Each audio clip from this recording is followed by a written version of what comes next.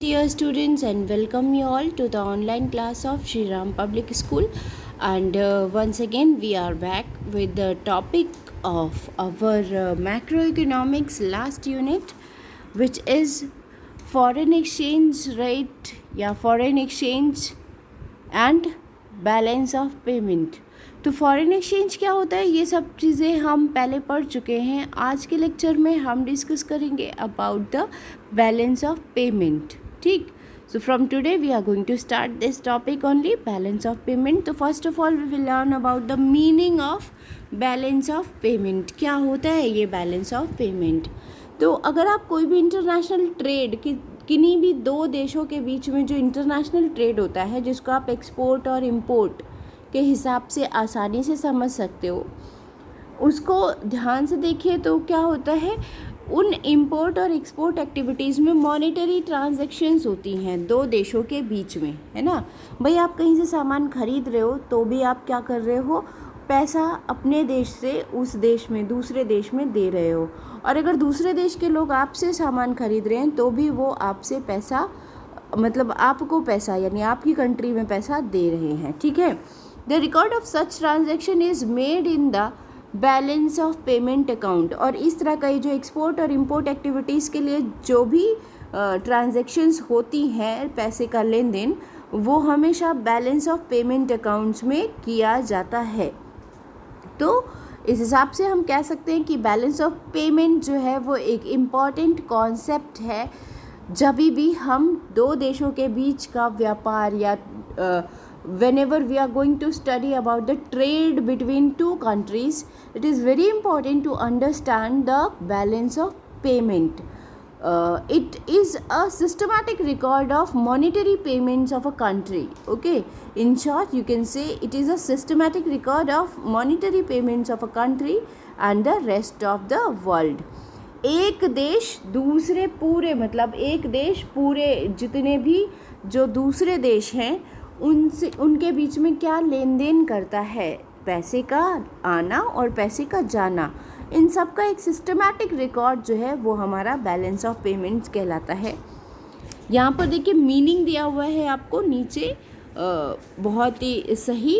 It is like the balance of payment of a country is a systematic record of all economic transactions between the residents of a country and the rest of the world during a year. यानी एक साल के अंदर में, ठीक है. Balance of payment क्या है, बैलेंस ऑफ पेमेंट वो सिस्टमैटिक रिकॉर्ड एक देश का है जिसमें एक साल के अंदर में एक देश में रहने वाले जो रेजिडेंट्स हैं उनके बीच में और उस देश के अलावा बाकी वर्ल्ड के दूसरे सारे हिस्से के बीच में जो भी ट्रांजैक्शन किया गया है उसका एक सिस्टमैटिक रिकॉर्ड आपका बैलेंस ऑफ पेमेंट कहलाता है. अब आ जाता है स्ट्रक्चर ऑफ बीओपी. स्ट्रक्चर क्या है, बैलेंस ऑफ पेमेंट का स्ट्रक्चर किस तरह का होता है, ये हम कह रहे हैं बार बार सिस्टमैटिक रिकॉर्ड है, सिस्टमैटिक रिकॉर्ड है. तो ये किस तरह का रिकॉर्ड है, मैं अभी आपको शो करती हूँ इसका एक example. Yes, so here you can see an example of structure of BOP या बैलेंस ऑफ पेमेंट. ठीक है. BOP अकाउंट एक मेंशन किया हुआ है यहाँ पर. क्रेडिट आइटम्स दिए हुए हैं यानी कि इनफ्लो या फिर जिसको आप बोल सकते हो रिसिप्ट्स. एक देश की रिसिप्ट्स क्या क्या है और इसमें क्या क्या आ जाएगा. फर्स्ट आ गया आपका करंट अकाउंट जहाँ पर गुड्स एक्सपोर्टेड हैं, सर्विसेज एक्सपोर्टेड हैं, इन्वेस्टमेंट रिसीव्ड बाय रेजिडेंट्स. ठीक. यूनिलेटरल ट्रांसफ़र रिसिप्ट, आप देखो एक्सपोर्ट करोगे तो भी आपको पैसा मिलेगा, तो हम जो है फंड के ट्रांसफ़र की बात कर रहे हैं. इनफ्लो हो रहा है यहाँ पर, फंड हमारे पास क्या हो रहा है, आ रहा है. ठीक है. तो गुड्स एक्सपोर्ट हुए, उसके बदले में कितना फ़ंड मिला हमें. सर्विसेज एक्सपोर्ट हुई, उसके बदले में कितना फ़ंड मिला. देन इन्वेस्टमेंट इनकम जितना भी हमारे रेजिडेंट्स के थ्रू रिसीव हुई है. यूनिलेटरल ट्रांसफ़र रिसिप्ट्स जो भी हमारे देश में रिसीव हुई हैं. इसके अलावा अब आप आ जाइए आउटफ्लोज. सेकेंड हैंड साइड पर आपको मिल जाएगा आउटफ्लो, यानी कितनी पेमेंट हुई हैं. तो यहाँ पर पेमेंट देख लीजिए. गुड्स इम्पोर्टेड, हमने बाहर से सामान मंगाया. सर्विसेज इम्पोर्टेड, जो हमने सर्विसेज दूसरे देशों से ली. Investment in income paid to non residents, विदेशों में जो इन्वेस्टमेंट, विदेशों के लोगों ने या कंपनीज ने जो इन्वेस्टमेंट की हुई है हमारे देश में, उनको इनकम, उनकी इन्वेस्टमेंट पर जो भी हम रिटर्न दे रहे हैं वो हो गया।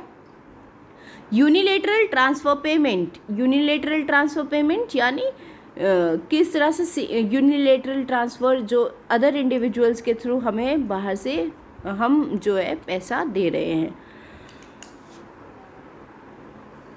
टोटल आप देख लीजिए, इनफ्लो साइड का टोटल 850 आ रहा है और आउटफ्लो साइड का जो टोटल है वो है 950।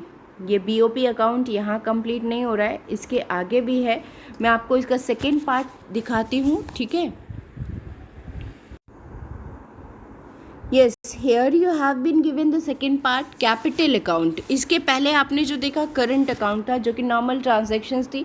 कैपिटल अकाउंट में हम उन ट्रांजैक्शंस को नोट करते हैं जो कि हमारे कैपिटल असेट्स या कैपिटल इन्वेस्टमेंट से रिलेटेड है। यहाँ पर आगे बोरोइंग्स, जो लॉन्ग टर्म बोरोइंग्स जो भी फर्म्स ने की हुई हैं या सरकार ने की हुई हैं, ठीक है, मतलब ठीक, ये हो गई। उसके बाद सेल ऑफ असेट, हमने हमारे देश की इकोनॉमी ने अगर गोल्ड बेचा है या असेट्स बेची हैं, ठीक है, फॉरेन सिक्योरिटीज़ वगैरह बेची हैं, तो उससे के थ्रू आया हुआ पैसा इनफ्लो, ठीक है, वो हो गया। अदर हैंड साइड पर आउटफ्लो हम नोट कर रहे हैं, तो लेंडिंग, हमने या हमारी सरकार ने दूसरे देश के लोगों को या दूसरे देश की सरकारों को कितना उधार दिया हुआ है, वो आ गया लेंडिंग में। और सेकंड आ गया परचेज ऑफ असेट, हमारी कंट्री की इकोनॉमी जो है उसने गोल्ड या फिर फॉरेन असेट्स में कितना इन्वेस्ट किया हुआ है, कितना परचेज़ किया हुआ है।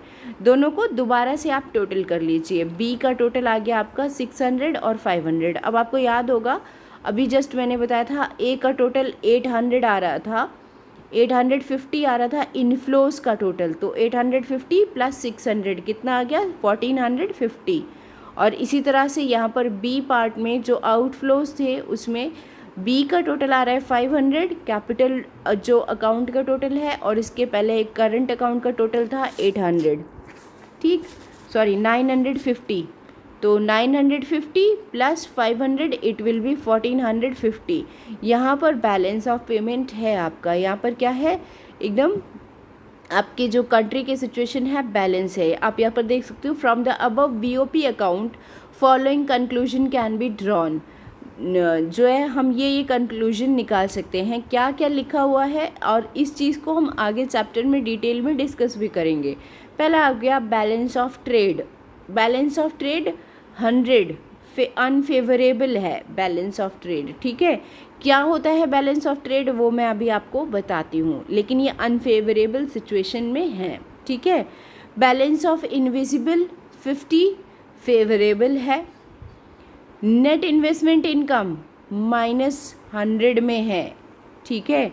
नेट यूनिलेटरल ट्रांसफर्स +50 है। बीओपी करंट अकाउंट 100 अनफेवरेबल है। कैपिटल अकाउंट में 100 जो है बीओपी आ रहा है वो आपका फेवरेबल है, ठीक। इसके बाद में आप आ जाइए ओवरऑल बीओपी क्या है, बैलेंस्ड बीओपी है। ओवरऑल जो जैसा मैंने बताया आपका टोटल रिसिप्ट्स टोटल पेमेंट के इक्वल हैं, 1450 इक्वल टू 1450, तो ये आपका एक बैलेंस बीओपी कहलाएगा, ठीक है। ये जो आपको है ये फिगर्स और ये टेबल पूरी की पूरी एग्जाम्पल के तौर पर दी हुई है। क्रेडिट साइड में सारा हमने इनफ्लो नोट किया है और डेबिट साइड पर सारा हमने आउटफ्लो नोट किया है, ठीक है।